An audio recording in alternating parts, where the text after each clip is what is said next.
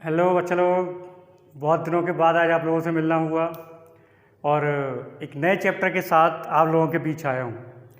इससे पहले हम लोगों ने ऑर्गेनिक का दो स्पेशल चैप्टर फिनिश किए थे, एक हेलो एल्केन और हेलो एरीन, और सेकंड चैप्टर जो हमने फिनिश किया था वो था आपका एल्कोहल, फिनॉल एंड ईथर।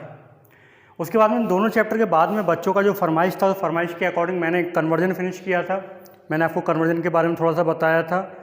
और उस कन्वर्जन के बाद में आज मैं टॉपिक क्या पूरा चैप्टर लेके आया हूँ आपके लिए, वो है आपका कौन सा, aldehyde, ketone and carboxylic acid. एक बहुत ज़बरदस्त और एक बहुत इम्पॉर्टेंट चैप्टर आप लोगों के लिए।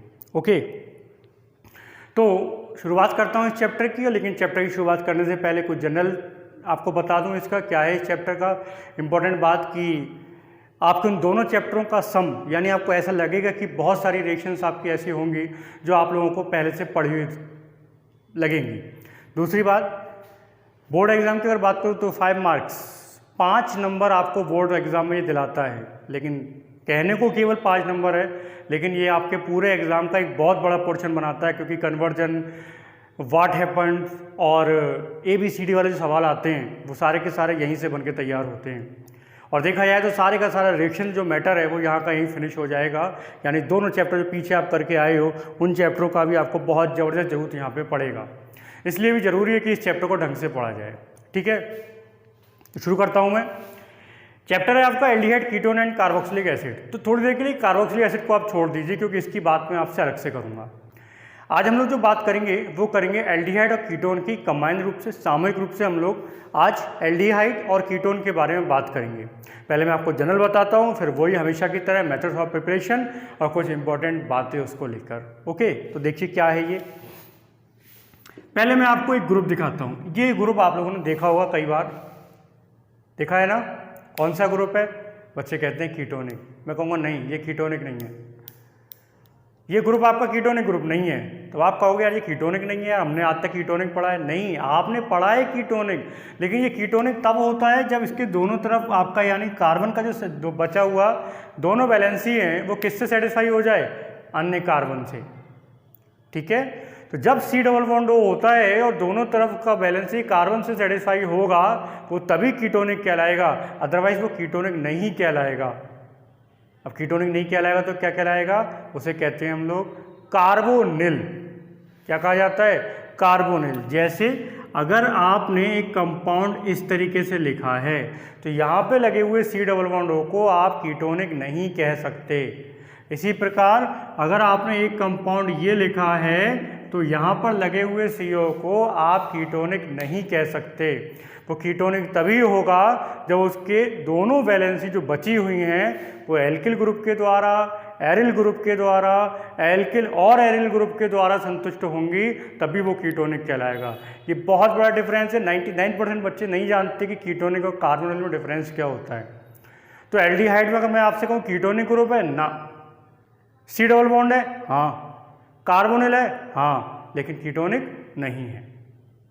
ठीक है, तो ये एक इंपॉर्टेंट बात है, आपके दिमाग में रहना चाहिए कीटोनिक और कार्बोनिल होता क्या है। ठीक, अब मैं शुरू करता हूँ एल्डिहाइड को लेकर। आप ध्यान दीजिए थोड़ा सा क्या है पूरी कहानी।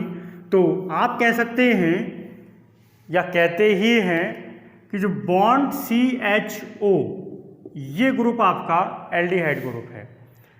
अगर आप इसको एल्केन डेरिवेटिव बोलें, यानी एल्केन के हाइड्रोजन को रिप्लेस कर दीजिए किसके द्वारा? एल्डिहाइड ग्रुप के द्वारा, CHO के द्वारा रिप्लेस कर दीजिए तो आपके एल्डिहाइड बनके तैयार हो जाते हैं। जैसे मैं यहाँ पे CH3 लगा दूँ, एस्टल्डिहाइड बन गया ये आपका। एथेनॉल भी कहोगे, बात करूँगा मैं आपसे। आप इसको CH3 की जगह केवल H लगा दो, ये अब भी एल्डिहाइड कहलाएगा। सबसे पहले एल्डिहाइड यही है, फॉर्मेल्डिहाइड कहते हैं इसको। तो CHO ग्रुप जो है वो आपका एल्डिहाइड का निशानी होता है। एक राज की बात बताता हूँ, याद रखना। देखो, एल्डिहाइड वर्ड को जरा तोड़ो तो एल्डिहाइड में एक AL अलग कर दो और डिहाइड अलग कर दो। तो AL जो इसको बना लो आप एल्कोहल। देखो ये मेरा फिलॉसफी है, बुक में ऐसा नहीं होता। तो AL को बना लो आप एल्कोहल, और डिहाइड का मतलब है डिहाइड्रोजनेशन, यानी हाइड्रोजन का निकलना। तो मैं ये कह दूं कि एल्डिहाइड ग्रुप हमें तब प्राप्त होता है या एल्डिहाइड हमें तब प्राप्त होते हैं जब आप एल्कोहल में से क्या करते हैं? हाइड्रोजन को निकाल देते हैं। ठीक है। जब हम अल्कोहल में से हाइड्रोजन को निकाल देते हैं तब हमको प्राप्त होते हैं क्या, एल्डिहाइड। तो ये भी गलत नहीं है। आपसे कोई कहने लगे ऐसी पागलों वाली बातें कि एल्डिहाइड को एल्डिहाइड क्यों कहते हैं, तो आप सीधा सा बता सकते हो उसको कि साहब जब आप अल्कोहल में से हाइड्रोजन निकाल देते हैं तो जो आपको प्राप्त होता है उसे हम लोग क्या कहते हैं, एल्डिहाइड कहते हैं। ठीक, तो ये है आपका एल्डिहाइड ग्रुप। कीटोनिक ग्रुप आप जानते ही हैं पहले से, क्या होता है ketonic group, C double bond O but 2 valency of carbon are satisfied by another carbon, alkyl group और एरिल ग्रुप। ओके, तो बन जाते हैं आपके कीटोनिक। चलिए, तो जब आप एल्डिहाइड की बात कर रहे हो तो मैंने आपको एल्डिहाइड बताया, एल्डिहाइड क्या होते हैं आपको पता है ये। दूसरी बात, कीटोन में थोड़ा सा डिवाइडेशन हो जाता है। कीटोन में भी जैसे अगर आप इसको ऐसे करके लिख दें, यानी दोनों एल्किल ग्रुप एक जैसे हों, तो इसको हम लोग कहते हैं सममित कीटोन, सिमेट्रिक कीटोन कहते हैं, क्योंकि दोनों एक जैसे हैं। अगर ये दोनों में चेंज हो जाएं, मैंने R' लिख दिया यहाँ पे, एरिल भी हो सकता है, कोई दिक्कत नहीं है, तो इसको हम लोग कह देते हैं अनसिमेट्रिक यानी असममित कीटोन कह देते हैं। ठीक है, एल्डिहाइड में ऐसा कोई डिवाइडेशन नहीं होता। फिर क्या होता है, फिर हम लोग बात करते हैं कि नोमेनक्लेचर की, कि किस प्रकार से हम लोग एल्डिहाइड कीटोन के नाम बनाते हैं। तो एल्डिहाइड कीटोन के हम लोग अब नाम की बात करते हैं। ठीक है, तो बेटा जनरल नेम जो बनता है वो तो एसिड से निकला हुआ है। जैसे फॉर्मिक एसिड से अगर कोई एल्डिहाइड बनेगा तो उसका नाम फॉर्मेल्डिहाइड होगा। एसिटिक एसिड से अगर कोई एल्डिहाइड बनेगा तो एसिटल्डिहाइड होगा। प्रोपेनोइक एसिड से कोई एल्डिहाइड बनेगा तो प्रोपेनएल्डिहाइड होगा। ठीक है, बट IUPAC नाम जब बनाते हैं एल्डिहाइड के, हम लोग पहले भी बात कर चुके हैं, जब IUPAC नेमिंग करते हैं एल्डिहाइड का तो वो करते हैं अल से।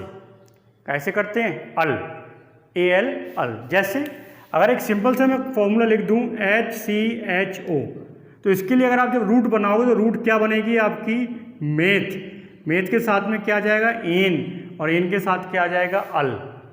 मेथ प्लस एन प्लस अल क्या बनेगा, मेथेनल। ई हटा के क्या करते हैं हम लोग, अल लगा देते हैं। ठीक है, इसी प्रकार यदि इससे आगे आप पहुंच जाओगे तो क्या हो जाएगा, मान लीजिए मैं आपसे सिंपल सी बात करूं CH3CHO की, और आपसे कहूँ इसका नाम बताइए, तो क्या हो जाएगा, 2 कार्बन का चेन एथ प्लस एन प्लस क्या हो गया, अल। तो क्या कहेंगे इसको हम लोग, एथेनल कहेंगे। सिंपल सी बात है। ठीक है, लेकिन ध्यान रखिए जो आपका एल्डिहाइड ग्रुप है उसको फॉर्मल भी कहा जाता है। फॉर्मल, जब ये प्रीफिक्स के रूप में आएगा तो इसको हम लोग फॉर्मल कहते हैं, याद रखना। कैसे, देखिए मान लीजिए कोई कंपाउंड ये आ जाए, ये लिखा हुआ है। अब जब आप यहाँ पे चेन बनाएंगे तो 4 कार्बन का आपका सीधा चेन बनेगा, ब्यूट हो गया प्लस एन हो गया, और एन के साथ क्या जोड़ा आपने, ओइक एसिड जोड़ दिया। क्या जोड़ा, ओइक एसिड जोड़ दिया। तो इसको हम लोग क्या कहेंगे, इसको हम लोग कहेंगे ब्यूटेनोइक एसिड। ठीक है, क्या बोलेंगे, ब्यूटेनोइक एसिड। और बचा क्या, एल्डिहाइड ग्रुप बचा। कौन से नंबर पे, 3rd नंबर पे। लेकिन अब आप इसको एल्डिहाइड या अल नहीं कह सकते, आप वर्ड यूज करोगे फॉर्मिल, और इसका पूरा नाम बनेगा 3-फॉर्मिल ब्यूटेनोइक एसिड। ओके, क्या नाम बन जाएगा इसका, 3-फॉर्मिल ब्यूटेनोइक एसिड कहते हैं इसको।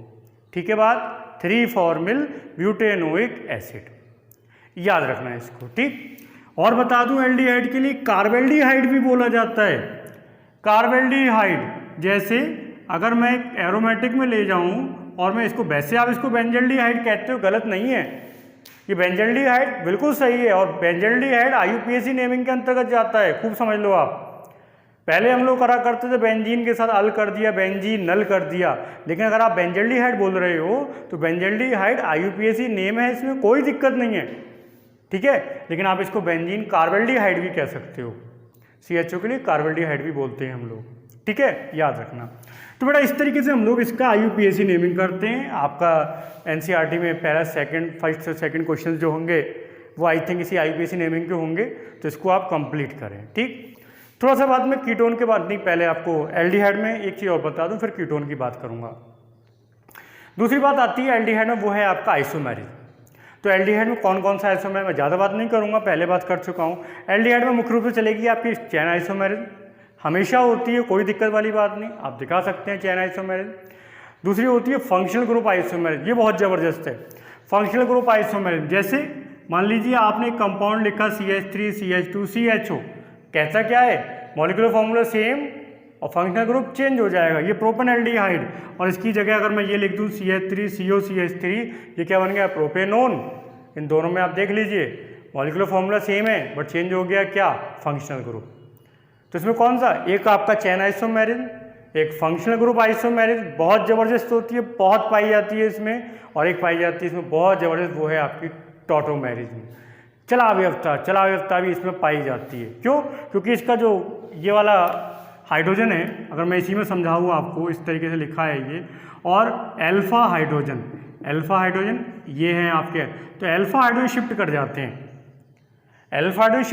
यानी ये एल्डिहाइड वाला ग्रुप कन्वर्ट हो जाएगा किसमें? एल्कोहलिक ग्रुप में कन्वर्ट हो जाएगा। तो ये टॉटोमेरिज्म आपका शो करते हैं।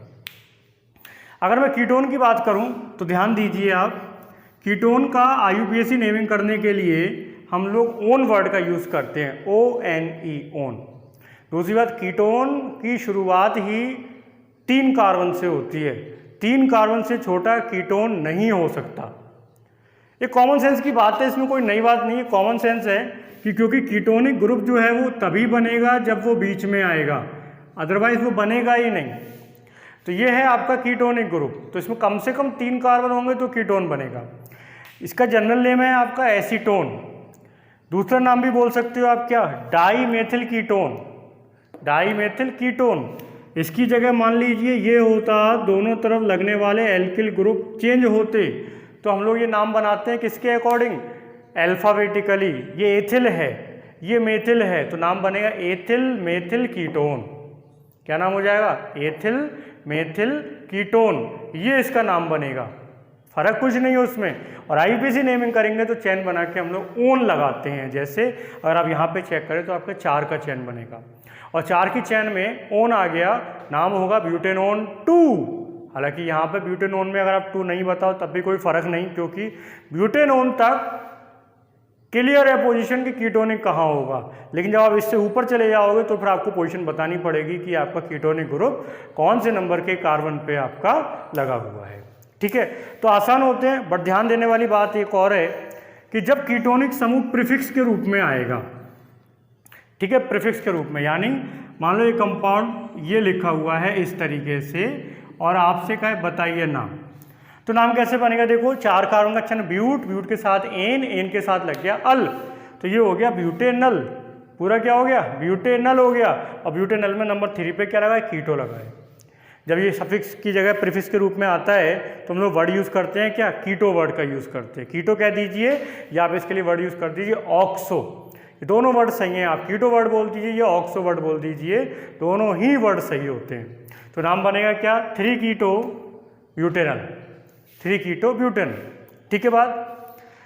फिर आता है बारी इसमें आइसोमेरिज्म। तो ध्यान दीजिए आप, कीटोन आपके चेन आइसोमेरिज्म दिखा सकते हैं, फंक्शनल ग्रुप आइसोमेरिज्म दिखा सकते हैं, टॉटोमेरिज्म दिखा सकते हैं, और इसमें एक जो सबसे धांसू आइसोमेरिज्म पाई जाती है वो कौन सी होती है? वो है आपकी, आप बता देना मुझे, आप सब टैलेंटेड स्टूडेंट्स हैं, आप ज़्यादा जानते हैं मुझसे। चलिए, एक मैंने ये बनाया है और एक बना दिया मैंने ये, मॉलिक्यूलर फॉर्मूला दोनों का सेम है, चेंज हो रहा है क्या? बच्चा कहेगा कीटोनिक समूह की पोजीशन, यहाँ पोजीशन नंबर 3, यहाँ पोजीशन नंबर 2, बोले साहब पोजीशन चेंज हो गया, पोजीशन आइसोमेरिज्म हो गया। बिल्कुल गलत जवाब हो गया, ये गलत जवाब है। लग रहा है आपको ये पोजीशन है, आप अपनी जगह सही हो, लेकिन पोजीशन नहीं है, क्योंकि जब ग्रुप बीच में आते हैं तो वही पोजीशन आइसोमेरिज्म कन्वर्ट हो जाती है मेटामेरिज्म में, मध्यावयवता में। यानी यहां पर आप हमेशा ध्यान रखो, यहां की बात नहीं कर रहा हूं, यदि ग्रुप कार्बन चेन के बीच में आ रहा है, जैसे ईथर भी आता है, तो जब भी ग्रुप आपका कार्बन चेन के बीच में आ रहा हो, हमेशा समझना वहाँ पे कभी पोजीशन नहीं होगी, वहाँ हमेशा मेटामेरिज्म ही होती है, ये तय है, वहाँ पे हमेशा मेटामेरिज्म होगी। ओके, तो एक मेटामेरिज्म जो होती है बहुत ज़बरदस्त पाई जाती है कीटोन में, इस बात को आप ध्यान रखें। ठीक है, थोड़ी सी बात मैं आपको इसमें और बता दूं, फिर हम लोग शुरू करेंगे इसका मेथड्स ऑफ प्रिपरेशन, बड़ा मज़ा आएगा आपको उसमें। तो और क्या बताना है, देखिए मान लीजिए दोनों में ये ग्रुप तो है ही, मैं अभी कार्बोनिल और कीटोनिक की बात नहीं कर रहा, मैं सीधा C डबल बॉन्ड O की बात कर रहा हूँ। चलिए जरा बताओ बीच वाले कार्बन पे कौन सा हाइब्रिडाइजेशन होगा, कौन सा हाइब्रिडाइजेशन है? एक सिंगल बॉन्ड ये, एक सिंगल बॉन्ड ये और एक सिग्मा बॉन्ड यहाँ पर होगा, 3 बॉन्ड, 3 बॉन्ड का मतलब sp2। कार्बन कैसा है? sp2 हाइब्रिडाइज है। और ऑक्सीजन कैसा है? चेक करो ऑक्सीजन कैसा है। तो ऑक्सीजन आउटर मोड में 6 इलेक्ट्रॉन, 2 यहाँ पे लग गए, 2 लोन पेयर बचे हैं, 2 लोन पेयर बचे हैं, एक यहाँ से सिग्मा बॉन्ड मिल जाएगा, 3 हो गए, 3 का मतलब क्या? sp2। यानी C डबल बॉन्ड O में उपस्थित कार्बन और ऑक्सीजन दोनों ही कैसे होते हैं? sp2 हाइब्रिडाइज होते हैं, ट्राइगोनल शेप के अंतर्गत होते हैं, 120 का बॉन्ड एंगल होता है।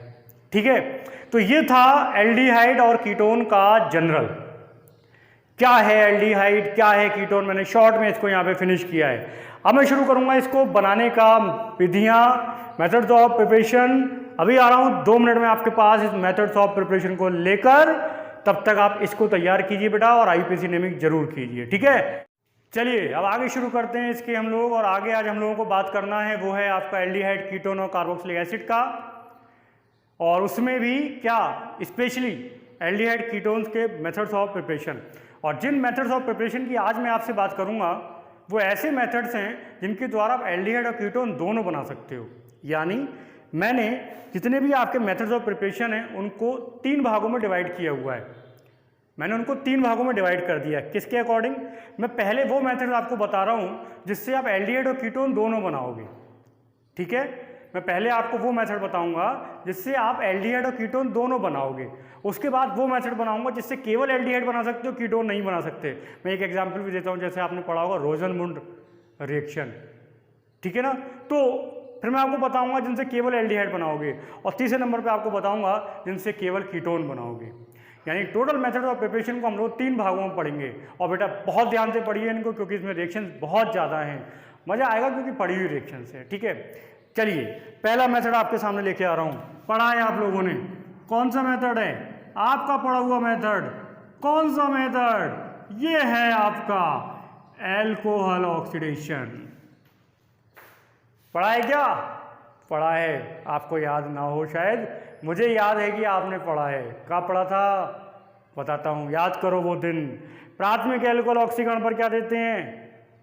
हाँ बिल्कुल सही बात, प्राथमिक एल्कोहल ऑक्सीकरण पर देते हैं एल्डिहाइड, द्वितीयक एल्कोहल ऑक्सीकरण पर देते हैं क्या? कीटोन। आपको ये 2 तो चाहिए, यही 2 तो चाहिए। प्रेजेंस बोलो, अम्लीय potassium dichromate.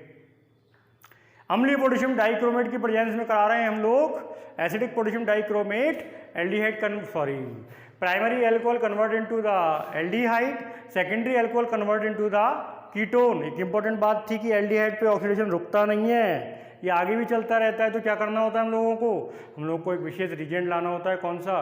Colin reagent, Collins अभिकर्मा। क्या होता है? PCC, pyridinium chlorochromate, C5H5NH CrO3Cl। ठीक है ना, प्रीडीन ले लीजिए, HCl ले लीजिए, और क्रोमेट से मिलकर बनता है आपका प्रीडीन क्रोमेट पीसीसी।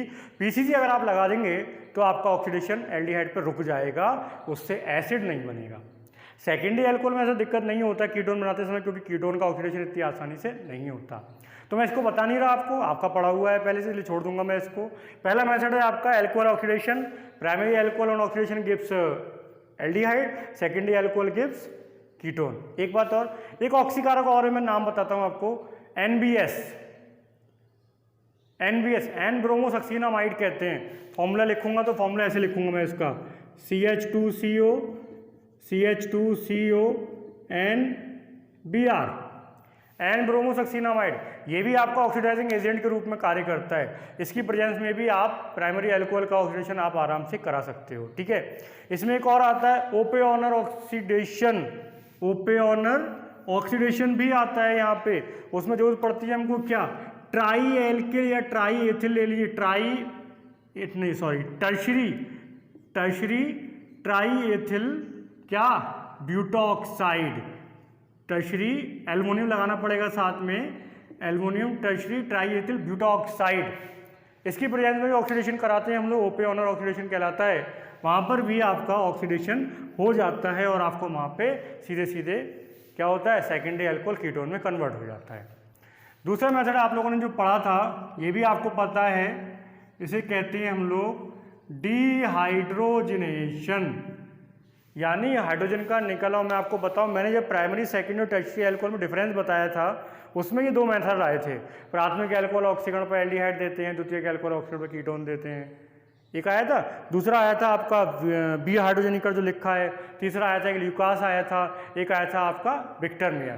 तो ल्यूकास और विक्टर मेयर की बात करेंगे नहीं हम लोग किसकी बात करेंगे, केवल दो मेथड्स की। कौन कौन से, ऑक्सीडेशन मेथड है, डिहाइड्रोजनेशन। किसकी प्रेजेंस में होता है नामिका, भूल गए, copper 300 degree Celsius copper. Primary alcohol aldehyde देगा, सेकेंडरी अल्कोहल कीटोन देता है। टर्शियरी क्या देता था, टर्शियरी का होता नहीं था, टर्शियरी निर्जलीकरण कराते थे, और निर्जलीकरण पर क्या देता था, वो क्या देता था निर्जलीकरण पे, एल्कीन बनाता था। ठीक है, तीसरा मेथड लेके आया हूं मैं आपके लिए, बहुत शानदार मेथड, वो है ओजोनोलिसिस। अगर मैं आज ओजोनोलिसिस पे ही बात करूं तो कम से कम आधा घंटा तो आज ओजोनोलिसिस पे बात होगी। हालांकि ये रिएक्शन आपकी पहले से पढ़ी हुई है, आपने 11th में जब हाइड्रोकार्बन पढ़ रहे थे तो एल्कीन में पढ़ा था हमने इसकी केमिकल प्रॉपर्टीज़ में। तो थोड़ा सा बात करते हैं, आपको याद दिलाता हूँ मैं। आपने वो रिएक्शन पढ़ी है, मंदिर बनाओ पानी डालो, वो वाली रिएक्शन पढ़ी थी आपने, मंदिर बनाओ पानी डालो। कैसे कराते थे हम लोग, मान लीजिए आपने लिया हुआ है ethylene, CH2 double bond CH2 ethylene, ठीक है, और इस एथिलीन का रिएक्शन कराया किसके साथ, ओजोन के साथ। बहुत आसान है। तो पहले क्या होता था, ओजोनाइड बनते थे। पहले क्या बनता था, ओजोनाइड, इसको ओजोनीकरण भी कहा जाता था। देखो मंदिर बन गया है ना, ये क्या बन गया, मंदिर। फिर क्या करते हम लोग, पानी डालते थे, पानी डाल दो, H2O ले लिया, और H2O के साथ में हम लोग Zn लेते थे। Zn लेने का वजह बताऊंगा। बुक्स ये कहती हैं कि यहाँ पर अपचयन हो रहा है, ये बात सही है कि अपचयन हो रहा है, लेकिन मैं आपको बताता हूँ कि आपने Zn को क्यों लिया। देखिए, अगर आप Zn नहीं लेते, केवल H2O लेके आते, तो यहाँ से ऑक्सीजन निकल के आता, ऑक्सीजन यहाँ पे बना देता H2O2। H2O2 एक स्ट्रॉन्ग ऑक्सीडाइजिंग एजेंट है, और H2O2 के होते ही अगर ये यहाँ पे बनता एल्डिहाइड, तो एल्डिहाइड तुरंत एसिड में कन्वर्ट हो जाता। इसलिए हम लोग Zn भी ले लेते हैं साथ में। क्यों, क्योंकि वहाँ से बन जाएगा फिर ZnOH का होल ट्वाइस बन जाएगा। तो उसके आते ही फिर क्या कर, देखो ऊपर वाला ऑक्सीजन छोड़ दीजिए बस। अब ध्यान दीजिए क्या बन गया, HCHO बन गया। HCHO बन गया तो आपको क्या प्राप्त हो जाता है, आपको 2 मॉलिक्यूल्स प्राप्त हो जाते हैं HCHO के, और बाहर कर दीजिए आप क्या, ZnOH का होल ट्वाइस। ये है ओजोनोलिसिस। ओजोनोलिसिस दो कंडीशन है, एक ओजोनीकरण और एक ओजोनी अपघटन। जब आप यहाँ पे एथिलीन ओजोनाइड बनाया, इसको ओजोनीकरण कहते हैं, और जिसके आगे की प्रक्रिया ओजोनी अपघटन कहलाती है। ओजोनीकरण, ओजोनोलिसिस, याद रखना। इसमें केवल इतना ही नहीं है, इसमें बहुत कुछ है। जैसे आपने बना के तैयार किया फॉर्मेल्डिहाइड, आपको करके देखना, आप जरूर करके देखना, आपको भगवान का समय करके जरूर देखना। अगर इसकी रिएक्शन प्रोपीन से कराई, इसी ओजोन की प्रोपीन से कराओगे, तो प्रोपीन से बनेंगी दो चीज़ें। ये जुड़ेगा ओजोन हमेशा डबल बॉन्ड पे, यही याद रखना, जुड़ेगा डबल बॉन्ड पे। जैसे सपोज आपने प्रोपीन लिया होता, मैं इसी रिएक्शन को कन्वर्ट कर दूंगा, ये आ गया प्रोपीन, तो यहाँ पर भी क्या होता, यहाँ पर ये CH3 तो ऐसा का ऐसा ही रहता, इसमें कोई चेंज थोड़ी ना होता। तो CH3 CHO बन जाता, तो क्या बन जाता, एक अणु बन जाता HCHO, और एक अणु क्या बन जाता, CH3 CHO, दो बन के तैयार हो जाते हैं, कोई दिक्कत नहीं होती। ठीक है, तो आपने क्या बना दिया, एस्टल्डिहाइड। आप ऐसी एसीटोन भी बना सकते हो, लेकिन आज मैं एक आपको नई चीज़ बता रहा हूँ, उस पर ध्यान देना। वो क्या है, बहुत शानदार चीज़, लाजवाब। और क्या है लाजवाब, इसको समझो आप। क्वेश्चन को उल्टा कर देते हैं। जैसे आपको एल्कीन पता था, आपको एल्कीन पता था, और आपने जब एल्कीन का ओजोनोलिसिस कराया, तो उसके बाद में आपने देखा कि आपको कौन सा एल्डिहाइड मिल रहा है या कौन सा कीटोन मिल रहा है। ठीक है, कौन सा एल्डिहाइड मिलेगा आपको या कौन सा कीटोन मिलेगा, वो आपने वहाँ पे बनाया। अब अगर मैं ये कहूँ कि मैं आपको एल्डिहाइड कीटोन बता रहा हूँ, आप मुझे ये बता दो कि कौन सा एल्कीन लिया जाएगा। नहीं आई बात समझ में। मान लीजिए मैं क्वेश्चन ये बोलूँ कि बताइए उस एल्कीन का नाम उस एल्कीन का नाम बताइए जिसके ओजोनी अपघटन से मुझे एथेनल अर्थात एसिटल्डिहाइड के 2 अणु मिल जाएं। उस एल्कीन का नाम बताइए जिसके ओजोनी अपघटन से मुझे एथेनल के 2 अणु मिल जाएं। अब आप दिमाग लगाओगे, बोले यार एथिलीन लिया था तो फॉर्मल्डिहाइड बना था, और प्रोपीन लिया तो एस्टल्डिहाइड बन गया, फॉर्मल्डिहाइड बन गया, अब मैं क्या लूँ तो क्या बने। तो मैं आपको एक बहुत छोटी सी ट्रिक बताता हूँ, याद रखना आप लोग। क्या उनने कहा कि आपको उस एल्कीन का नाम बताना है जिसके ओजोन से 2 अणु बन जाएं। तो देखिए, एक ले लिया मैंने ये एल्डिहाइड का 1 अणु, दूसरा मैंने ले लिया ये, आप ही ने कहा है ना 2 चाहिए, ले लीजिए 2 ले लिए भैया, ठीक है ना, दूसरा ले लिया, और दोनों से मिला के ऑक्सीजन निकाल दो। बस इतना सा काम, दोनों से मिला के ऑक्सीजन निकाल, तो बन क्या जाएगा देखो, CH3CH, डबल बॉन्ड लगा दो बीच में, यहाँ का H रह गया, अच्छा ये H यहाँ लगा दिया, तो यहाँ पे H आ गया, CH3 यानी ब्यूटीन 2। और आप ना मानो तो आप करके देख लो, अगर आपको मेरी बात पे विश्वास ना हो, इस ब्यूटीन 2 का आप ओजोनोलिसिस करा दो, और ओजोनोलिसिस कराओगे तो 100% आपको एल्डिहाइड, वो भी कौन सा, एस्टल्डिहाइड के 2 अणु प्राप्त होंगे। करके देखें, करके देख लीजिए आप। मान लीजिए इसकी रिएक्शन आपने ओजोन से कराई, मैं ऊपर ले जा रहा हूँ इसको, बड़ा नीचे जाना पड़ेगा, ठीक है। तो यहाँ पे क्या बनेगा, CH2CH OCH, और यहाँ पे क्या आ गया, OCH3, ये तो बनेगा, और इसको तोड़ दो, ये क्या बन गया, CH3CH। द बेस्ट ट्रिक, जबरदस्त धांसू ट्रिक आपके सामने कि आप उस क्वेश्चन को उल्टा और सीधा दोनों कर सकते हो। यानी एल्कीन पता हो, उससे ओजोन अपघटन के फलस्वरूप क्या बनेगा ये बता सकते हो आप, या आपको ये पता हो कि आपको एल्डिहाइड बनाना है, कीटोन बनाना है, और आपको किस एल्कीन की जरूरत पड़ेगी, आप वो भी बड़े प्यार से, बड़े सौम्य व्यवहार से, बड़े ही आदर के साथ उसको आप बता सकते हो। ठीक है बात। तो ये तीसरा था आपका, वो था ओजोनोलिसिस, या इसको हम लोग कहते हैं क्या, इसे कहते हैं हम लोग ओजोनी अपघटन। ठीक है बात।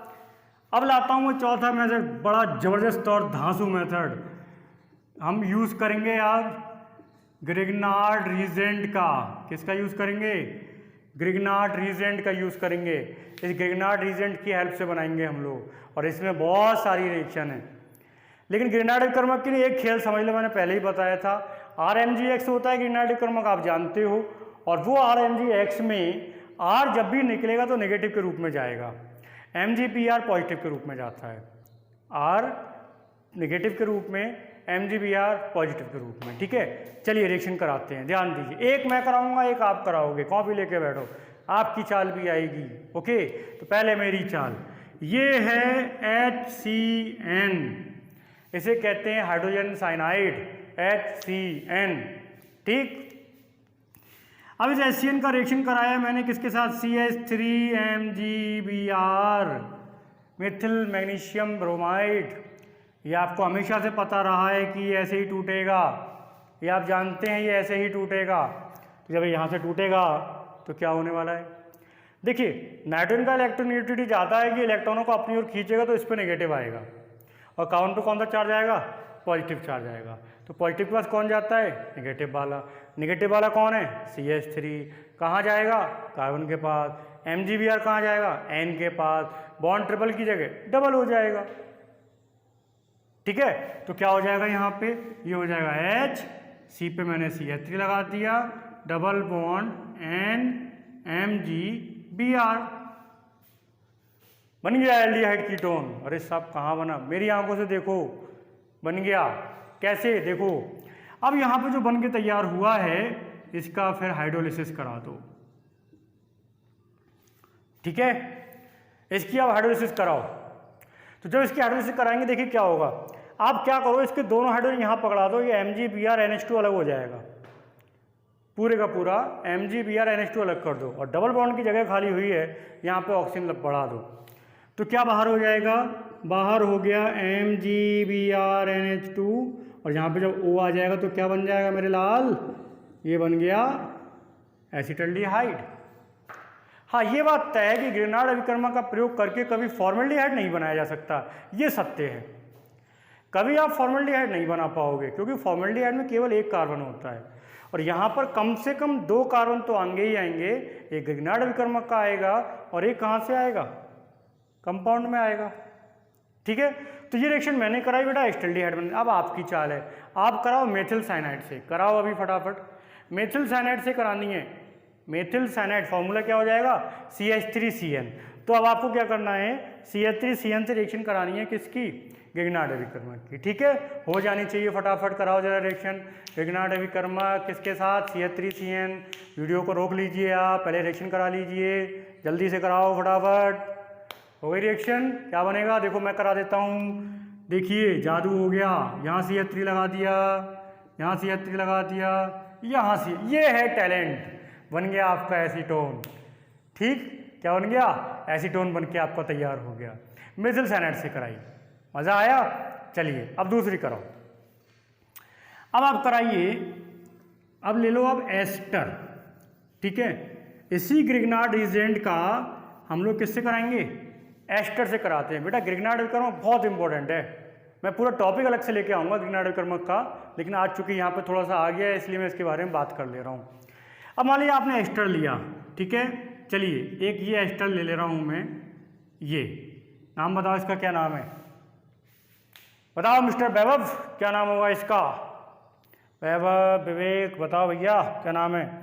HCOOCH3, क्या कहते हैं इसको, मेथिल फॉर्मेट। ये क्या है, ये है आपका मेथिल फॉर्मेट। अब इस मेथिल फॉर्मेट पे कराइए ग्रिग्नार्ड एजेंट को, तो लेके आते हैं हम लोग, मैं ले आया CH3Mg, इसका भी बहुत ज़बरदस्त फंडे है, मज़ा आएगा आपको। ये यहाँ से तोड़ दिया आपने, आप ऐसे ही तोड़ते हो। CH3 कहाँ चला जाएगा, कार्बन के पास। MgBr कहाँ चला जाएगा, ऑक्सीजन के पास में, ले जाइए। तो ये क्या बन जाएगा, H, इस पे OCH3 अभी ऐसा ही लगा रहने दो, यहाँ पे हो गया O, MgBr, और यहाँ क्या आ गया CH3 आ गया। ये तो करोगे आप। अब क्या करना है आपको, अब आप इसका जरा गठन करा दो H2O और H के साथ में। तो देखिए क्या होगा, इसे तो हटना ही हटना है, तो MgBr के साथ में दे दो OH, MgBr OH निकल गया, एक यहाँ से निकल जाएगा CH3OH, ये भी चला गया, ये भी चला गया, बचा क्या ये, और ये क्या है, ये है एसिटल्डिहाइड, बन के तैयार हो गया एसिटल्डिहाइड। बहुत बहुत बधाई आपको एसिटल्डिहाइड बन जाने की। ठीक है, और देखिए अब आप कराइए रिएक्शन, आप मेथिल एसीटेट का कराओ रिएक्शन ग्रिग्नार्ड एजेंट के साथ। मेथिल एसीटेट की फटाफट, मेथिल एसीटेट की रिएक्शन ग्रिग्नार्ड एजेंट के साथ बहुत जल्दी कराओ, जल्दी जल्दी जल्दी जल्दी कराओ कराओ कराओ कराओ कराओ कराओ जल्दी, फटाफट फटाफट, जल्दी जल्दी जल्दी। हाँ हुई क्या, अरे यार इतनी आसान रिएक्शन है ये, बहुत आसान है। देखो चमत्कार हो गया, ये हो गया, ये हो गया, और यहाँ पे ये हो गया, बन गया क्या, एसीटोन। क्या बन गया, एसीटोन। ऐसे ही एक रिएक्शन आप और कराना, CH3MgBr ले लीजिए, उसकी रिएक्शन कराना आप किसके साथ में, एसिटिल क्लोराइड यानी CH3COCl के साथ, उसके साथ आप रिएक्शन कराना। तो टोटल अब तक बेटा मैंने आपके सामने 4 मेथड रखे। पहला मैंने अल्कोहल वाला, दूसरा डिहाइड्रेशन, फिर ओजोनलिसिस और ग्रिग्नार्ड एजेंट। अब अगर इन चारों मेथड्स का यूज़ करते हुए अगर फॉर्मल्डिहाइड, एसिटल्डिहाइड, एसीटोन और एसीटोन के साथ अगर बेंजल्डिहाइड भी ले लो और बेंजोफिनोन भी ले लो आप, तो उन सबको मिला के लगभग 30 मेथड रिएक्शन यहाँ पे आप कंप्लीट कर सकते हो। मेथड बहुत हैं अभी इसके, लेकिन ये 4 मेथड्स हैं, सबसे बेसिक और सबसे ज़बरदस्त 4 मेथड हैं। तो पहले आप इन 4 मेथड्स को कंप्लीट कीजिए। ठीक, मैं फिर आपके पास आ रहा हूँ बहुत जल्दी अगले अन्य मेथड्स को लेकर, लेकिन सबकी reactions formaldehyde, acetaldehyde, acetone, formaldehyde, acetaldehyde और एसीटोन, इन तीनों के बनाने की रिएक्शन फटाफट करके मुझे सेंड करो आज ही। 4 दिन हो गए रेस्ट करते हुए, मज़े आ रहे हैं तुम लोगों के, घर पे कोई काम धाम कर नहीं रहे हो, केवल बिस्तर तोड़ रहे हो फालतू में। तो ये चारों की रिएक्शन कम से कम 4 3 12 15 रिएक्शन मुझे अभी कंप्लीट चाहिए, कैसे भी करो, आपकी टेंशन है, फटाफट सेंड करिए मुझे। और जो मेंबर ग्रुप में सक्रिय नहीं है, या तो वो अपने आप हट जाएं या फिर मुझे हटाना पड़ेगा। आप अपने आप हट जाइए, आप पढ़ नहीं सकते तो आपको ग्रुप में रहने की आवश्यकता नहीं है। ठीक है, तो कंप्लीट कीजिए, फिर मिलेंगे हम लोग, तब तक के लिए धन्यवाद।